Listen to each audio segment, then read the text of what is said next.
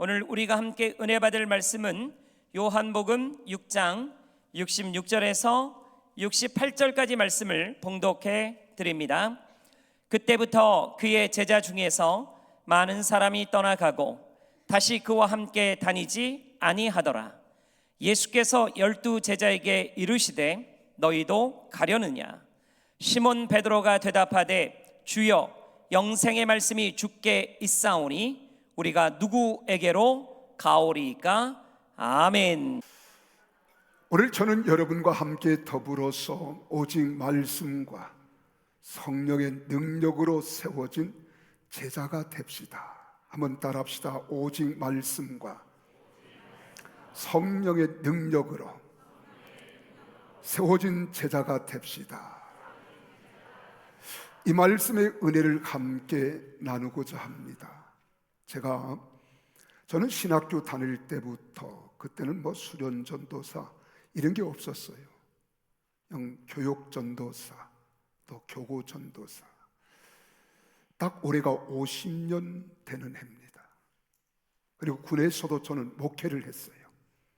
교회를 짓고, 그리고 또한 교회 군중으로서 부대장님과 모든 분들이 저보고 목사도 아닌데 목사님 그랬어요.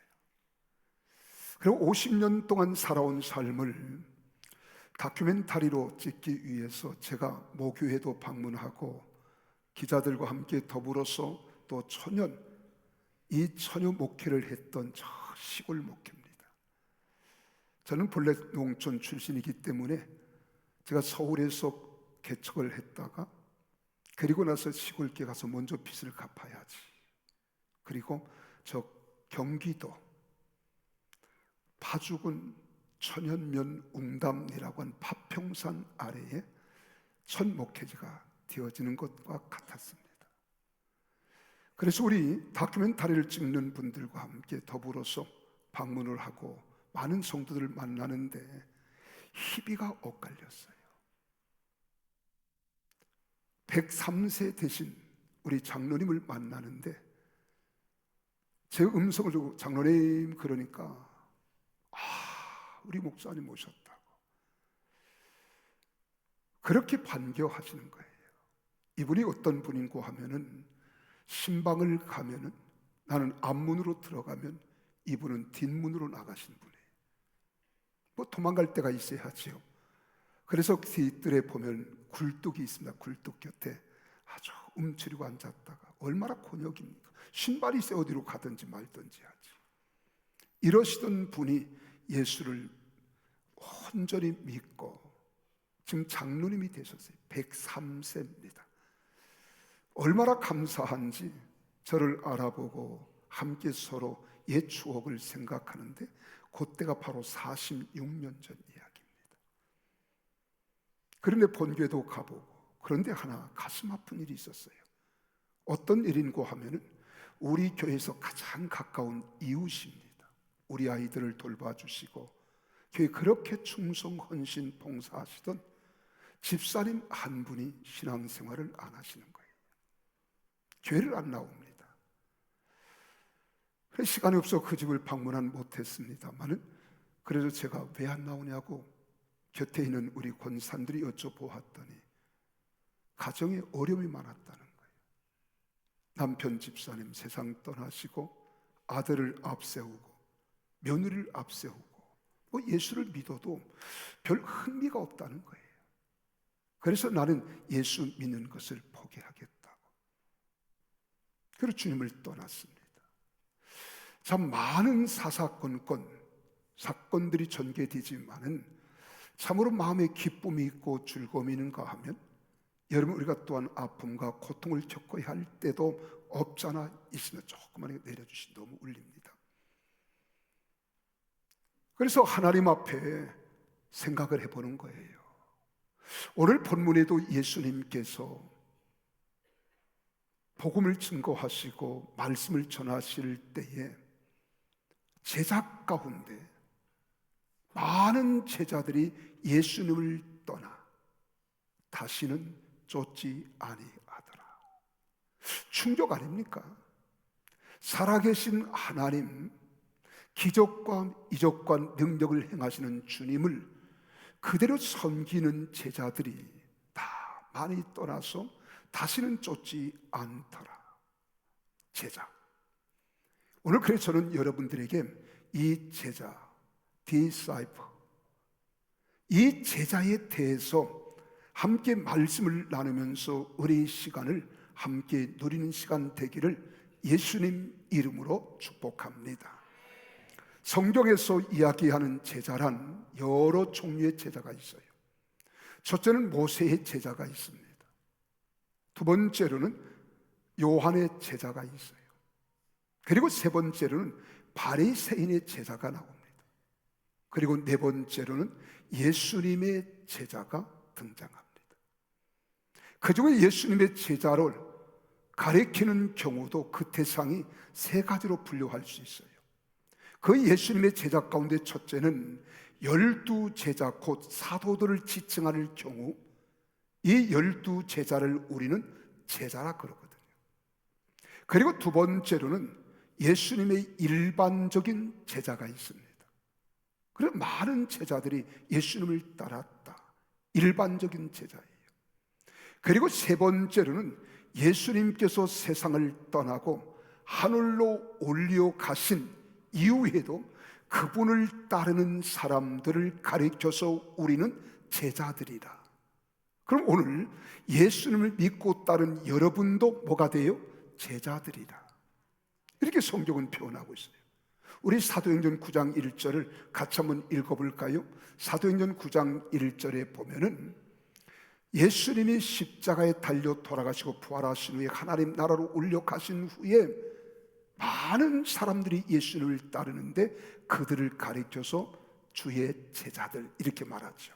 우리 한번 1절 읽습니다. 시작. 사울이 주의 제자들에 대하여 여전히 위협과 살기가 등등하여 대제사장에 가서 그러잖아요. 이들을 제자라 그랬어요. 또 그뿐만 아닙니다. 10절도 그래요. 10절도 같은 10절도 함께 같이 읽겠습니다. 시작. 그때에 다메섹에 아나니아라 하는 제자가 있더니 주께서 환상 중에 불러 이르시되 아나니아야 하시거늘 대답하되 주여 내가 여기 있나이다 하니. 그래서 주님을 따르는 자들을 가리켜 제자라고 그랬어요. 그럼 오늘 여러분도 예수님을 믿고 따르는 분들이기 때문에 여러분도 예수님이 뭐예요? 제자라. 한번 따라합시다. 나도 예수님의 제자다. 믿습니까? 자, 그런데 오늘 본문에서 떠난 제자는 누구냐?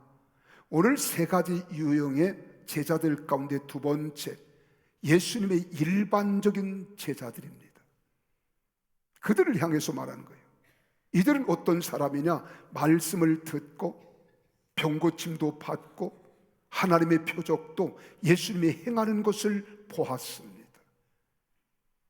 그리고 오병이어의 기적도 예수님께서 바다 위를 걸으시는 것도 그 수많은 이적과 표적을 보면서 역시 하나님의 아들 메시아 예수 그리스도임을 인정하던 자들입니다.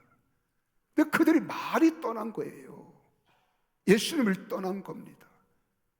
왜 떠나게 되어졌느냐?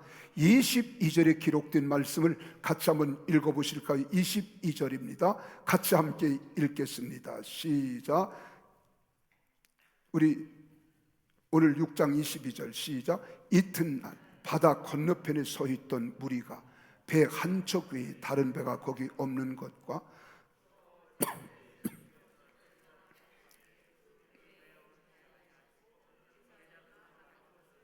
보았더니, 근데 이때부터 지금 여기 제자들이 갈등이 일어났어요. 어떤 갈등이냐? 오늘 66절에 보니까 그때부터 이렇게 나오잖아요. 그때가 언제냐 이 말이에요. 지금 여기 예수님의 일반적인 제자들이 지금 갈등을 빚게 되어지고, 그리고 그때부터 서로 논쟁이 일어났습니다. 그것은 바로 지금 예수님께서 말씀을 전하시는데 그 말씀이 어떤 말씀이냐? 나는 생명의 떡이라는 거예요. 나는 생명의 떡인데 생명의 떡을 먹어야 된다는 거예요. 생명의 피를 마셔야 된다는 거예요. 그러면 자칭 예수님께서 말씀하시는데 나는 생명의 떡이라 생명의 피라 나의 살과 나의 피를 마신다. 여러분 갈등 안 돼요? 지금 예수는 먹고 마신다고 그러는데, 그래서 그 말씀이 기록되어 있는 겁니다. 그래서 26절을 같이 봐요. 시작. 예수님께서 대답하여 이르시되 내가 진실로 진실로 너에게 이르노니 너희가 나를 찾는 것은 표적을 본 까닭이 아니요 떡을 먹고 배부른 까닭이라. 오병이어의 사건이 여러분 6장 1절부터 나오잖아요. 보리떡 5개와 물고기 2마리를 가지고 5,000명을 먹이고도 12광주리를 거두어 들이는 사건을 이들이 목격하고 경험했단 말이에요. 그래 예수님만 따라다니면 우리는 배는 굶지 않겠다, 배불리겠다, 이로 따라다니던 자들이에요. 근데 예수님께서 지금 생명의 떡이 뭐냐? 내가 생명의 떡이라는 거예요. 이 말을 들었던 그들이 지금 갈등을 겪고 있는 겁니다. 그래서 인자의 살과 피를 먹으라는 거예요. 그래서 또 말씀합니다. 29절에서 보니까 그렇게 말하잖아요. 28절 다 같이 읽습니다. 시작. 그들이 묻되 우리가 어떻게 하여야 하나님의 일을 하오리까?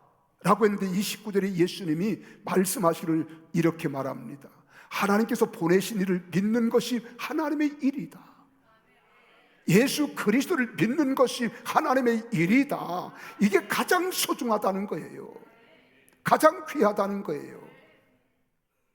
이런 말씀을 하신 관계로 논쟁이 벌어지면서 많은 제자들이 예수님을 떠나서 다시는 쫓지 않더라, 이렇게 기록하는 거예요. 오늘도 여러분 교회 떠나는 사람 많잖아요. 교회 왔다가 이해가 안 되는 거예요. 무슨 말인지 도저히 이해가 안 되니까 한 번 왔다가는 안 오기도 합니다. 또 열심히 교회를 나오시면서 믿겠다고 각오하고 다짐했던 사람들도 어떤 상황이 전개되어지면 그 위기와 어려움 앞에서 교회를 떠나고 안 와요. 더 가슴 아픈 것은요, 목사가 겪는 아픔이 있어요. 가장 가까이에서 섬기고 사랑하고 믿던 사람들이 호련히 교회를 떠날 때가 있어요. 억장이 무너지는 것 같습니다. 첫째는 왜 억장이 무너지느냐? 저들의 믿음이 헛되었구나, 이게 생각나요. 내가 잘못 가르쳤구나, 이런 것들이 생각이 나는 거예요. 그래도 믿을 만한 사람, 끝까지 신앙생활을 잘할 줄 알았는데, 그 믿음이 온전히 성숙할 줄 알았는데 그러지 않고 떠나요. 여러분 교회를 떠난다고 해서 그분만 떠나는 것이 아니라 오늘 몸은 여기 와 있지만 마음은 주님과 상관이 없는 자들도 있습니다. 이들도 주님을 떠나 있는 거예요. 그래서 주님 말씀합니다. 이들이 떠나가고, 그래서 떠나가고, 그리고 어떻게 떠나는가, 이것이 궁금하잖아요. 그래서 헬라 원어로 되어 있는 원어를 보았더니 아펠토 네이스 타 오피스 그랬어요. 이 말은 버리고 갔다, 이 말이에요. 버리고 갔다. 예수님의 말씀을 버리고 갔다는 거예요. 예수님을 버리고 갔다는 거예요. 예수님을 따르던 이 제자들이 예수님을 버리고 갔다. 여러분 상상해 보세요. 얼마나 기가 막힌 일입니까? 그렇죠? 그럼 왜 떠났을까? 우리가 고민해 보잖아요. 예수님에 대한 자신들의 세속적 기대감 충족되지 않았기 때문에 떠났어요. 자기가 생각하는 것 기대 이상의 어떤 것들을 느끼고 경험하고 알았고 받아야 되는데 자기들이 충족하지 못하니까 그냥 예수님을 버리고 떠나갔다는 거예요. 여러분, 우리가 예수님의 제자가 되고 예수님을 진정으로 따르려면 두 가지 조건이 있습니다. 그 첫째는 자기를 부인해야 되는 거예요. 나를 부인하지 않으면 온전히 예수님을 따를 수 없어요. 이걸 조금만 내려주세요. 올립니다.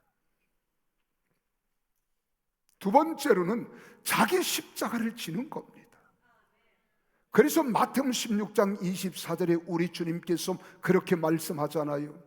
제자들이 말씀합니다. 누구든지 나를 따라오려거든 자기를 부인하고 자기 십자가를 지고 나를 따를 것이다. 이게 우리가 예수님 제자가 되고 예수님을 믿고 섬기는 자들의 가장 기본 두 가지 요소입니다. 그리고 우리 주님께서 너무 마음이 아프셨잖아요. 고통스러웠을 거예요. 갈등을 겪고. 그래 67절에서 우리 주님이 이렇게 말합니다. 너희도 가려느냐? 그래서 너희도 가려느냐? 너희도 떠날래? 한번 우리 옆 사람 보고 한번 건네보세요. 당신도 갈래? 네, 당신도 갈래. 똑같은 말입니다. 똑같은 말이에요. 이 질문은 여러분 부정적인 답변을 기대하는 질문처럼 보이지만은 이 내용의 원어를 보면 실제로 원어에서 말합니다. 너희까지 가버리기를 원하는 것은 아니지, 이 말이에요. 그렇지? 너희까지 가버리기를 원하는 것은 아니지? 그렇지? 이게 그대로 번역한 겁니다. 이런 질문이에요. 이 말은 가룟 유다를 제외한 제자들에 대한 그분의 신뢰를 나타내는 겁니다. 따라서 예수님은 그 제자들이 자기를 떠나지 않을 줄 믿고 이 질문을 하신 거예요. 그런데 훗날에 예수님이 고난을 당할 때 이 제자들이 다 떠나잖아요. 그래서 68절에 말합니다. 베드로의 유명한 신앙 고백이 나오는 거예요. 뭐라고 합니까? 주여. 이 주여라고 하는 말은 원래 구약성의 여호와 하나님을 가리켜서 주여 그랬어요. 신약에 와서는 예수 그리스도를 우리는 지칭할 때 주라고 하는 말을 씁니다. 이 말을 원어로 퀴리우스, 이 말이에요. 주여. 이 퀴리우스는 당신 나의 주인이다, 나의 주권자다, 이 말이에요. 주여, 영성의 말씀이 주님께 있는데 우리가 누구에게로 가오리까? 주님께 영성의 말씀이 있는데 우리가 누구에게로 가오리까? 이렇게 말하는 거예요. 여기서 말하는 이 고백은요, 베드로 혼자의 고백이 아니에요. 왜? 내 개인을 지칭하지 않고 우리라고 하는 말을 표기하잖아요. 우리가. 이 말은 원문에서 무슨 말이에요? 주여, 우리가 누구에게로 떠나갈 수 있사오리까? 당신은 영생의 말씀을 가지고 계신 분입니다. 영생의 말씀, 예수님을 절대로 떠나지 않을 것을 강조하는 것이고요. 그리고 후반부에서 그 이유는 밝히는 구주를 만들어 이야기하잖아요. 그리고 베드로 외에 다른 제자들도 예수님께서 영생의 말씀을 가지고 계심을 이해하고 있었다. 그러니까 우리는 떠나지 않을 거다. 왜 그런 줄 아십니까? 여기 말씀, 영생의 말씀이라고 하는 말은 기록된 로고스가 아니에요. 기록된 말씀 아니라 여기서 이야기하는 말은 레마타란 말이에요. 레마타. 당신이 지금 하시는 말씀입니다. 이 말을 이야기하는 거예요. 영생의 말씀, 지금 영생에 대하여 당신이 지금 말씀하고 계시는데 당신이 이렇게 확실히 있게 능력 있게 전하는 이 말씀이 있는 한 우리는 절대로 떠나지 않겠다 하는 말이에요. 예수님께서 설교하신 말씀을 가리키는 레마타. 그래서 63절의 이 말씀을 베드로와 사도들은 이해하고 있었다 하는 것을 이야기하는 거예요. 그 우리는 떠나지 않겠다. 한번 63절을 같이 읽어볼까요? 시작. 살리는 것은 영이니 육은 무익하니라. 내가 너에게 이른 말은 영이요 생명이니라. 저 베드로와 사도들을 이해하고 있었음을 암시하는 거잖아요. 베드로와 사도들은 이런 고백을 할 수 있었고 결정적인 선택의 기로에서 등을 돌리지 못한다 이 말입니다. 절대로 등을 돌릴 수 없다는 거예요. 그러나 그리스도를 배반하는 대개의 경우를 보면 이 같은 말씀에 대한 바른 자각이 없을 때, 깨달음이 없을 때, 느끼지 못할 때, 우리가 흔히 말하는 은혜를 내가 받지 못했을 때 사람들이 떠나는 거예요. 은혜가 안 될 때 떠나는 거거든요. 이 교회를 떠난다, 주님을 떠난다, 얼마나 불행한 거예요. 오늘 여기 본문에서 71절까지 보면 요한은 세 가지 불행한 교인을 지적하고 있습니다. 저는 교인이라고 그랬어요. 그리스도인이 아닙니다. 교인은 교회를 드나드는 사람을 교인이라 그래요.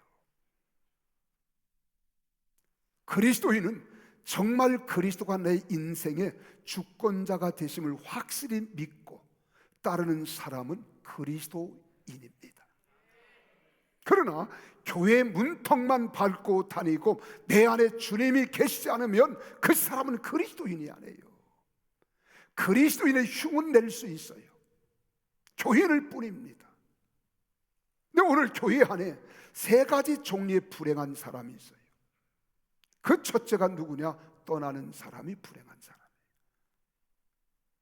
떠나는 사람. 우리 같이 한번 읽어볼까요? 66절 같이 읽습니다. 시작. 그때부터 그의 제자 중에서 많은 사람이 떠나가고 다시 그와 함께 다니지 아니하더라. 떠나가는 사람 불행한 사람이에요. 여러분 방금 말씀드렸지만 우린 교회만 나간다고 해서 떠나는 게 아니라 오늘 교회 안에 몸은 와 있어도 마음은 떠나 있는 사람이 있어요. 두 번째로 불행한 사람이 누구냐? 70절 같이 볼까요? 70절 시작. 예수님께서 대답하시되 내가 너희 12를 택하지 아니하였느냐? 그러나 너희 중에 한 사람은 마귀니라.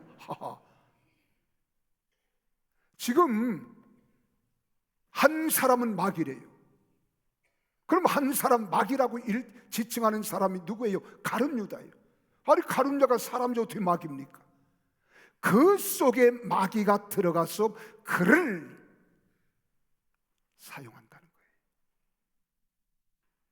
이 말씀이 어디 있어요? 요한복음 13장 2절에 기록된 말씀이에요. 마귀가 벌써 시몬의 아들 가룟 유다의 마음에 예수를 팔려는 생각을 넣었더라. 그래 가룟 유다가 마귀에게 지금 어떻게 해요? 이용당하는 사람이에요. 불행한 사람. 오늘 교회 안에서도요 마귀에게 이용당하는 사람이 불행한 사람이에요. 내가 마귀에게 이용당하는 걸 몰라. 때로는 베드로도 마귀에게 이용당했어. 가나요 가로되 다른 사람이 다 주를 버릴지라도 나는 결코 버리지 않겠다. 그렇게 했던 사람이 바로 가룟 유다입니다. 그때 예수님이 사탄아 물러가라 그러잖아요. 우리 그리스도인들이 사단에게, 마귀에게, 귀신에게 이용당하면 불행한 사람이에요. 세 번째로는 71절을 보세요. 같이 시작. 이 말씀은 가룟 시몬의 아들 유다를 가리키심이라. 그는 12 중에 하나로 예수님을 판 자들. 이게 무슨 말입니까? 해악을 끼치는 사람, 덕을 끼치지 못하고 해악을 끼치는 사람, 교회에서도 해악을 끼치는 사람, 목장 가족 안에서도, 여러분 가정에서도 해악을 끼치는 사람, 불행한 사람이에요. 나는 여러분들 가운데 이런 불행한 사람이 한 사람도 없기를 주님의 이름으로 축복합니다. 사람 인사하세요. 우리는 불행한 사람 됩시다. 되지 맙시다. 죄송해요. 불행한 사람 되지 맙시다. 그런데 여러분 이런 환경이 우리에게 왜 오는가? 또 원인을 알아야 돼요. 여러분 오늘 여기서도 보면은 이 성도들의 특별한 특징이 있습니다. 근데 오늘날에도 성도들의 특징이 있어요. 자기 생활에 너무나 분주하다는 거예요. 너무 바빠. 숨 쉴 겨를이 없어요. 틈이 없어요. 그래서 삶이 너무나도 분주하니까 비전을 생각할 틈이 없습니다. 바른 사고와 의식을 가지고 내 마음을 정리정돈하며 간추리고 내 마음을 좀 잘 다독거릴 수 있는 시간이 없어요. 너무 바빠요. 여러분 그렇지 않나요? 또 뿐만 아니라 우리 세속 문화에 완전히 찌들어쳐져 있습니다. 이 땅에는 크게 두 가지 문화가 있습니다. 하나는 수직 문화가 있어요. 하나님의 영적 문화가 있어요. 또 하나는 세속 문화가 있습니다. 그래서 세상에 우리가 찌들려 있다 보니까 영적인 수직 문화에 대하여 생각할 겨를이 없습니다. 우리 자녀들도 마찬가지입니다. 우리 자녀들은 여러분 핸드폰에 애들이 미쳐 있잖아요. 세상 연 컴퓨터에 미쳐 있잖아요. 세상 문화는 출교하는데 영적인 것에 너무 지금 고갈되어 있잖아요.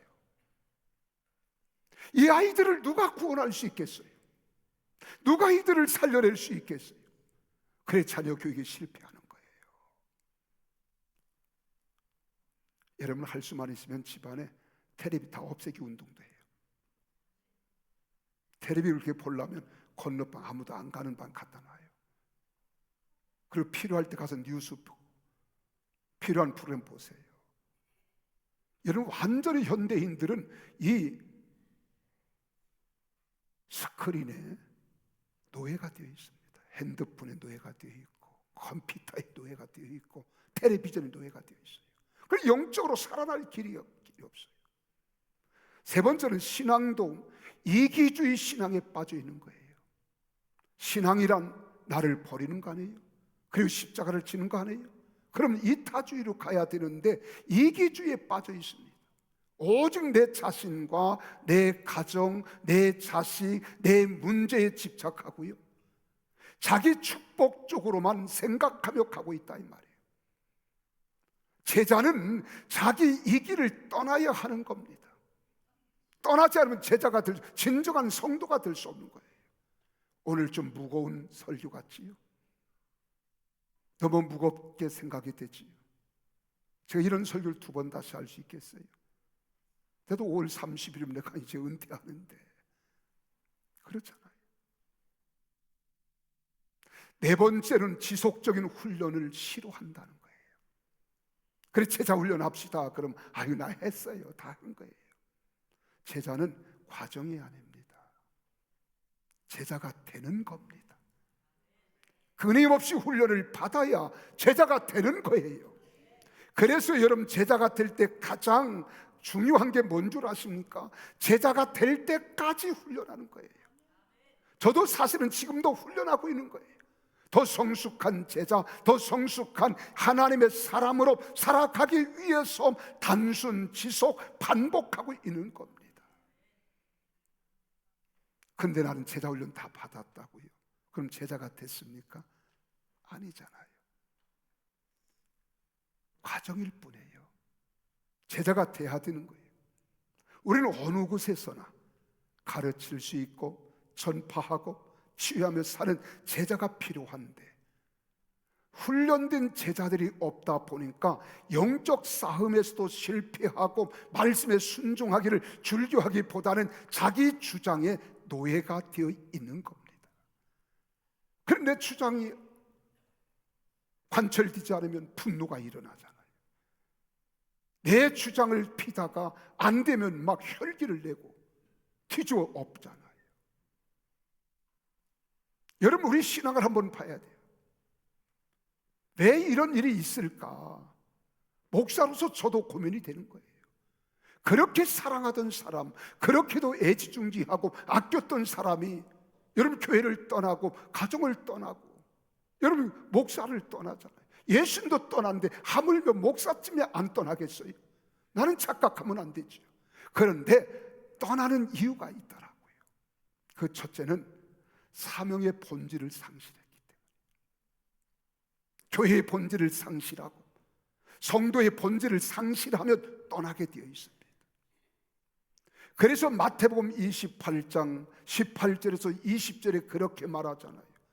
예수님께서 말씀하십니다. 하늘과 땅의 모든 권세를 내게 주셨으니 그러므로 너희는 가서 모든 민족을 제자로 삼아 아버지와 아들과 성령의 이름으로 세례를 베풀고 내가 너에게 분부한 모든 것들을 가르쳐 지키게 하라. 볼지어다 내가 세상 끝날까지 너희와 항상 함께 있으리라 하시니라는 거예요. 두 번째로는 권능이 없어요. 하나님은 살아계시잖아요. 눈에 보이지 않고 귀에 들리지 아니하며 손에 잡히지 아니할지라도 우리가 섬기는 하나님은 살아계신 하나님이심을 믿으시기를 바랍니다. 그래, 권능이 없어졌어요. 이제 권능은 필요 없어요. 돈만 있으면 다 해결되는데, 그래 만모니즘이 되는 거예요. 만몬주의가 되는 거예요. 돈. 그래 돈의 노예가 되는 거예요. 제가 이번에 시골 우리 본교회하고 그리고 다 이렇게 다니면서 다 한 가지 같은 공통점이 있어요. 목사님 그때 기적도 많이 나타나는데 막 귀신들이 목사님이 안수하면 막 귀신들이 소리치고 떠나가고, 장님을 위해서 막 기도하면 눈이 띄어지는 이런 일이 있었거든요. 불가능은 없었습니다. 그때는 우리가 40년, 50년 가까이 됐으니까요. 지금 어떻습니까? 이제 모든 문명, 문화, 모든 것들이 발달했잖아요. 과학이 발달하고 의술이 발달해서 이제 하나님을 의지하려는 마음이 없어요. 돈만 있으면 가서 약 사 먹으면 되잖아. 병원 가서 진찰하면 이게 잘못됐다는 말은 아닙니다. 하나님을 향한 믿음과 열정이 사라지고 있다는 거예요. 그러니까 우리 하나님을 폄하시키는 거예요. 폄훼하는 거예요. 어디 그뿐입니까? 은사도 이제는 어떻게 했어요? 구하지 않습니다. 우리가 병든 자가 있으면 나도 신의 은사를 받아서 병든 자를 치료하는 능력을 좀 해봤으면 좋겠다. 내가 지혜가 부족하면 지혜 은사를 구해서 지혜를 하나님께 구하고, 내가 지식이 부족하면 지식의 말씀을 구하고, 나도 방언받기를 원하는데 이제 신앙생활 얼마나 편하게 할 수 있어요? 그래 구하지 않는다 이 말이에요. 은사가 그렇게 많은데 어디 그뿐이겠습니까? 오직 말씀과 성령의 능력으로 무장된 제자가 없다는 거예요. 이게 가슴 아프고, 그럼 마가복음 13장 13절 15절에 말씀하잖아요. 또 산에 오르사 자기가 원하는 자들을 부르시니 나온지라. 이에 12를 세우셨으니 이는 자기와 함께 있게 하시고 또 보내사 전도도 하며 귀신을 내쫓는 권능도 가지게 하게 하려 하십니다. 그래 제자들을 불렀는데 오늘 우리가 그러지 못하는 거예요.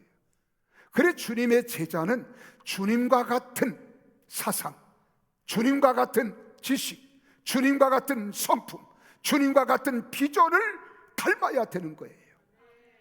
그래야 교회가 건강한 교회, 건강한 성도로 일치가 되어서 예수님과 같은 말, 예수님과 같은 마음, 같은 뜻, 같은 열매를 맺어 세상에서 그리스도의 향기를 날리게 될 줄로 믿으시기를 바랍니다.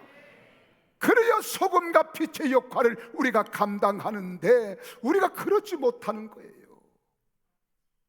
그러다 보니까 우리가 기도할 때 오늘 우리 장로님 기도했듯이 형식적이고 의식적이고 주님과는 상관이 없어. 찬양을 불러도 그냥 입만 뻥긋뻥긋하는 붕어 새끼 뻑뻑거리듯이요. 감동이 없어요. 감화가 없습니다. 교회는 예수님의 교회로서 예수님과 같은 말을 통해 예수님 같은 사상과 지성이 같아야 되는 거예요.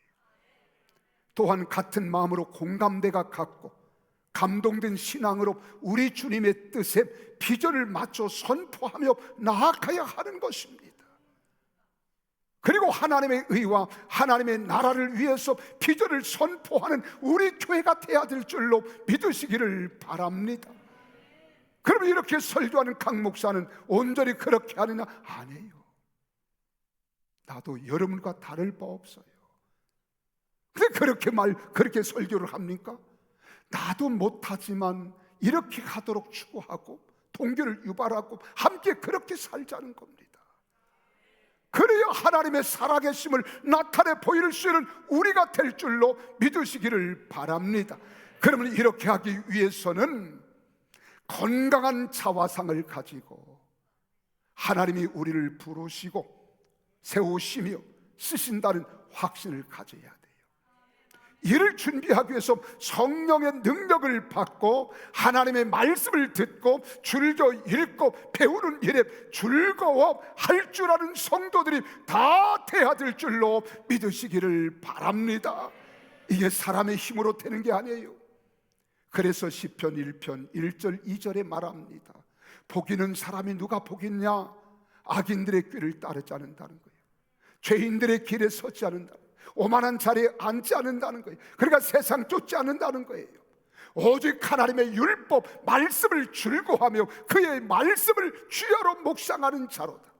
이런 사람이 시냇가에 신기한 나무가 시절을 쫓아옴 과실을 맺으며 그 잎사이가 마르지 아니함 같으니 그 행사가 다 형통하리로다. 우리가 형통은 원하나 형통을 위하여 살지는 않잖아요. 근데 우리가 형통한 복을 받으려면 그렇게 살면 된다는 거예요. 그래서 주님의 제자는 주님과 같이 하나 되는 거예요. 그래서 항상 우리는 듣고 읽고 배우고 암송하고 묵상하고 적용하라. 그래서 하나님 말씀을 들을 때 깨달아요. 아는 신앙이 돼. 아는 신앙. 읽을 때 깨닫는 신앙 돼. 배울 때 확신하는 신앙 돼. 암송할 때 소유하는 신앙이 되고, 우리가 묵상할 때 복이는 신앙이 되고, 적용할 때 말씀이 살아있기 때문에 반드시 승리할 줄로 믿습니다. 우리 교회가 교회로서의 기능을 발휘하기 위해서 교회가 교회되고 목사가 목사되며 성도가 성도로서 사명을 감당하는 교회가 되기를 주 이름으로 축복합니다. 그래서 우리는 오직 말씀과 성령의 능력으로 제자가 되어야 돼요. 예수님의 제자. 그래서 우리는 습관적 삶이 필요해요. 이것을 제자 훈련에서는 수레바퀴의 삶, 신앙, 자세로 사는 제자들이 되기를 원하는 겁니다. 언제나 우리의 삶의 중심축에는 예수 그리스도가 계시고 예수 그리스도를 중심으로 예배하고 말씀을 우리는 듣고 읽고 배우고 암송하고 적용할 뿐만 아니라 우리가 깨어서 기도하고 교제하고 봉사하고 증거하는 일에 우리는 기쁨과 즐거움으로 나아가는 제자들이 다 되시기를 주 이름으로 축복합니다. 이렇게 살아갈 때 성경은 헛되지 않은 거예요. 요한 3서 2절에 기록된 대로 사랑하는 자여 내 영혼이 잘됨과 같이 내가 범사가 잘되고 강건하기를 간구하듯이 우리의 신앙이 그렇게 될 줄로 믿으시기를 바랍니다. 또한 마태복음 6장 31절에서 33절에 말씀하잖아요. 너희는 염려하여 이르기를 무엇을 먹을까 무엇을 마실까 무엇을 입을까 하지 마라. 다 이방인들이 하는 짓이다. 너희는 하늘 아버지께서 이 모든 것이 너에게 있어야 할 줄을 아시느니라. 그런즉 너희는 먼저 그의 나라 그의 의를 구하라. 그리하면 이 모든 것 의식주 다 이루어지리라. 할렐루야. 그렇게 돼야 돼. 그래야 하나님 나라 갔을 때 잘했다 칭찬받고 영생 복락의 멸관을 받았으면서 우리 주님과 영원한 영광 가운데 거할 줄 믿습니다. 예수님께서 제자들을 부르셨습니다. 그리고 가르치셨습니다. 세워주신 뜻을 따라 우리도 예수 그리스도의 참된 제자가 되어 보십시다. 그리고 마지막 때 성령의 능력을 받고 말씀으로 무장하여 예수 생명의 가족 공동체의 지체로서 12,300세계 비전을 이루어가는 우리 성도들이 다 되시기를 예수님 이름으로 축복합니다. 우리 다 같이 한 음성으로 기도합니다. 하나님, 우리가 이 땅에 살아가는 날 오직 말씀과 성령의 능력으로 세워진 제자가 되기를 원합니다. 주님, 내가 주님의 제자로서 영원히 주님을 떠나지 않고 주님과 함께 걷는 하나님의 사람 되기를 바라며 우리 다 같이 한 음성으로 기도하겠습니다. 살아계신 아버지 하나님 감사합니다.